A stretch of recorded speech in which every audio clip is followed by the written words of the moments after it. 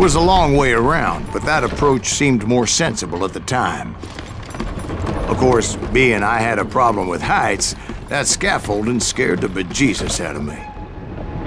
Climbing down that ladder required some caution, because even though I had a younger man's reflexes, no man can dodge a damn bullet while climbing down a rickety ladder. I needed to make a leap of faith, which ain't easy when you're suspended between heaven and hell.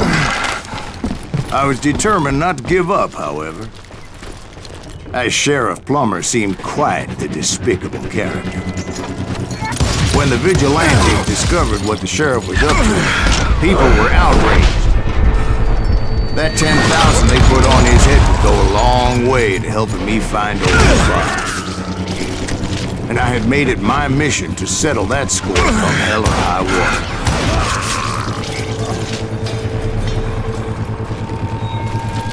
But first, I would have to make a choice. Take the elevator or climb the ladder.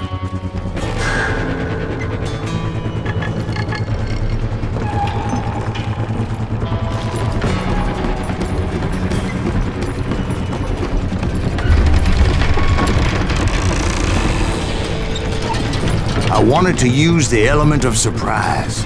Plus, I figured I could use the exercise. I was warmed up already, so what the hell?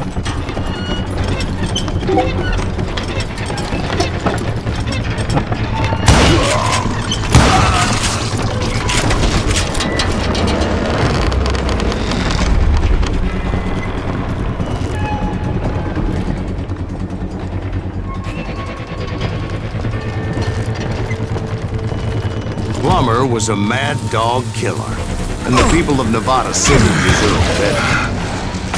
Nevada City? Well, I thought Plummer met his maker in Bannock, Montana. Right, well, he was the sheriff of both places at one time or another, but that's neither here nor there. The point was, taking him down would save a lot of lives, including my own.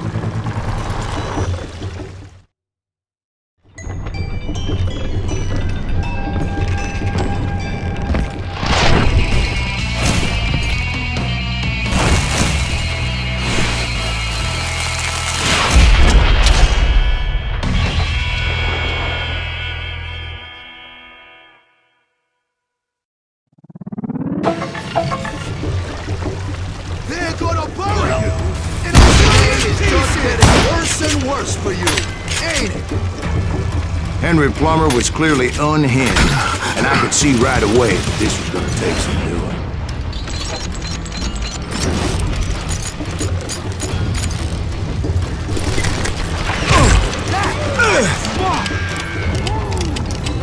No blood money for you today!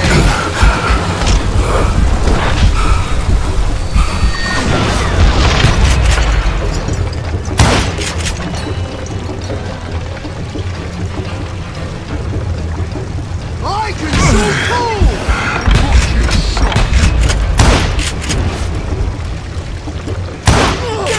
I need some help here! Come on, boys! Take this cocksucker out!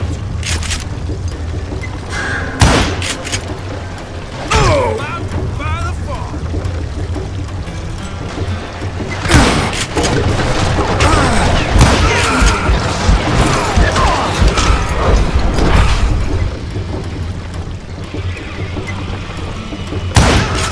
Rule the day.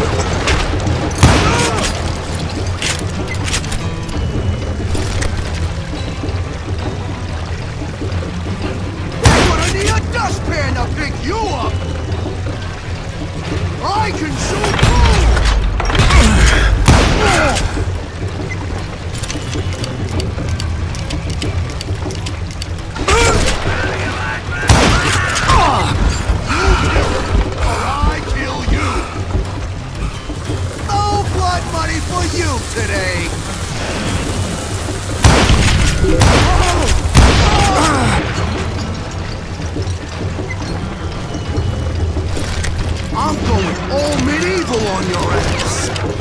They're gonna bury you in a million. So that's how Henry Plummer died. Him and his crew were worth their weight in gold. And now, I was officially a bounty hunter.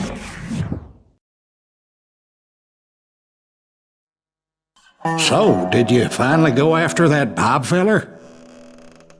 Well, I heard word he was in Kansas with John Wesley Hardin. So that's where I went. Where in Kansas? Abilene. Why do you ask, Ben? No reason. Was Hardin as fast as Ringo? Ringo was fast, but John Wesley was as fast as the devil himself.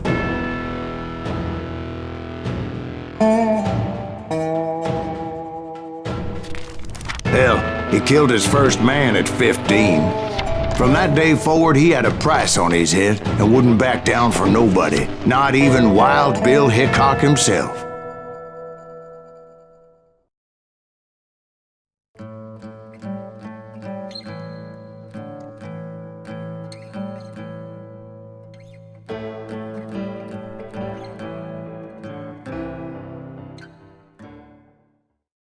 I dodged death many a time, and that night in Abilene was no different.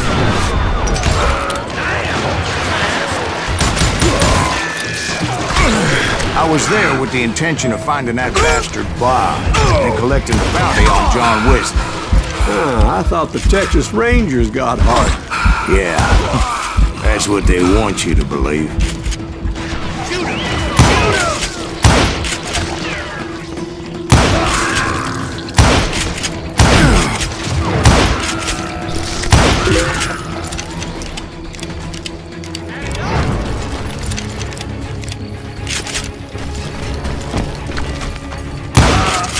It was cold in a witch's tit and a brass bra that night as I fought my way past his loyal compadres.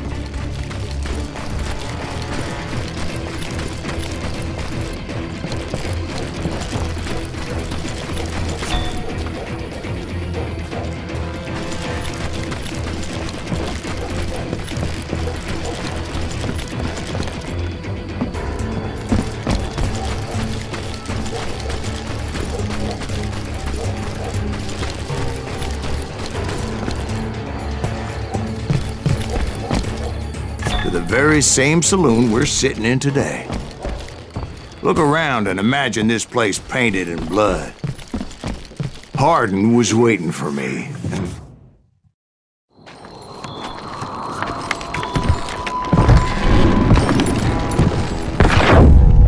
Wait, I'm jumping the gun here. Let me back up and give you some background on this sumbitch. He deserves that much. Don't you think so, Ben? John Wesley Hardin was a killer. By the end, he confessed to taking the lives of 42 men. He was a bona fide folk hero by then, and had amassed a gang of armed miscreants and other assorted thugs. He and his men set up camp outside of town, and I was hoping Bob was among them. Shoot that son of a bitch!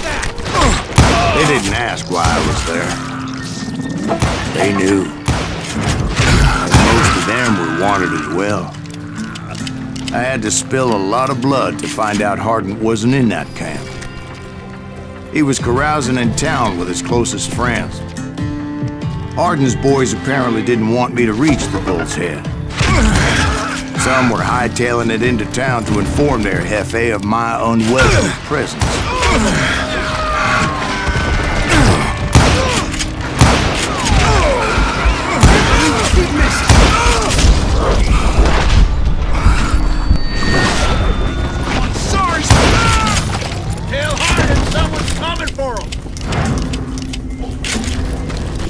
Stop that son bitch!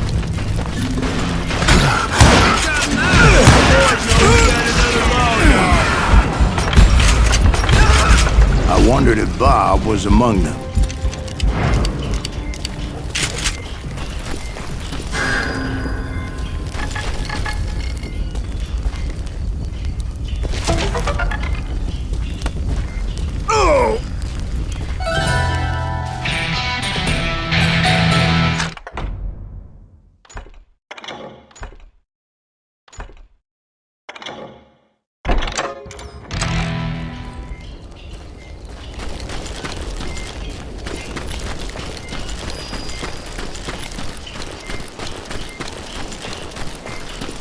and I steeled myself for the fight ahead.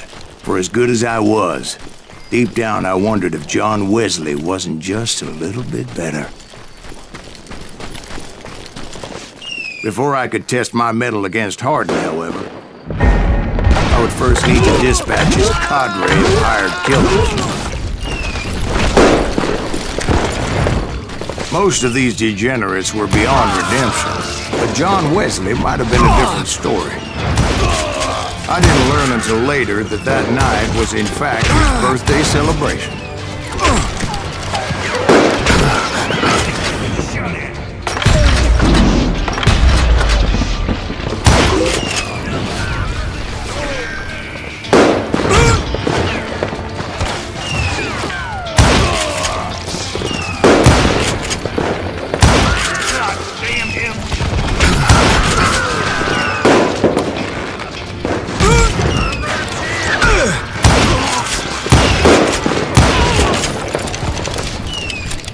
I think I already mentioned that I found Hardin in this very saloon. Suffice it to say, nobody there was happy to see me.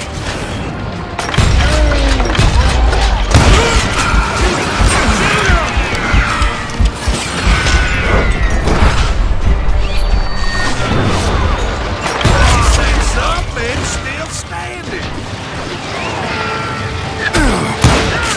In fact, I felt a certain hostility.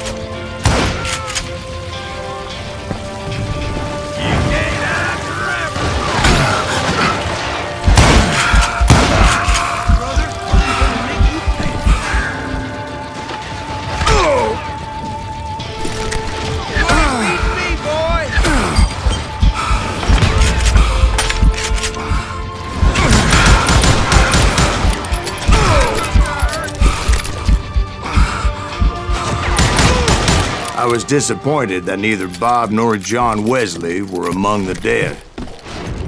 But that was short-lived, as a moment later I was facing down the fastest gun in the West.